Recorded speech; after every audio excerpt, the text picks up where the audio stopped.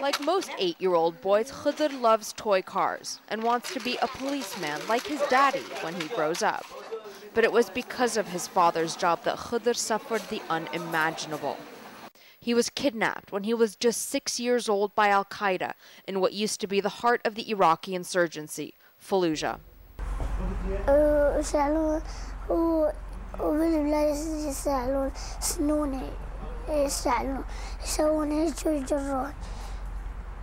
What followed was even more horrific, an ordeal that lasted for 2 years. When he tells us how they would torture him, I can't tolerate it, his father Abdul says. I start crying. Khidr shows us the traces of torture that remain on his tender body. The physical wounds have mostly healed. So he's saying that they just drove the nail into his leg and then they pulled it back out. And they also used to put the cigarettes out on his back. There's a number of scars here. He says they also pulled out each of his tiny fingernails and broke both his arms.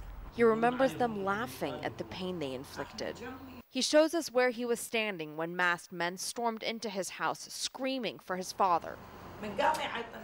I told them he wasn't here, his grandmother says.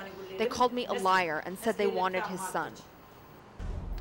They ripped Khidr out of her arms and knocked her to the ground, destroying the house before they fled with the 6-year-old.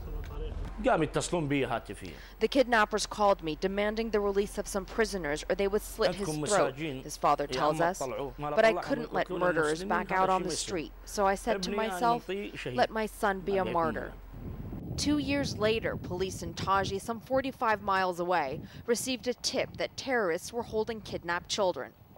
Al-Qaeda has historically kidnapped children for money, to pressure officials, and even to carry out terrorist attacks. These are pictures as police had Khidr retrace his steps the day after he was freed.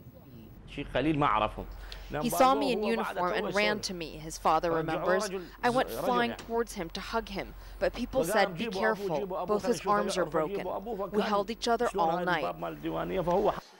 Abdul Qadir says Khidr's kidnappers are still at large, and he still fears for his son's safety, but says he won't quit the police force. He says people like him have to keep fighting the terrorists. Arwa Damon, CNN, Fallujah, Iran.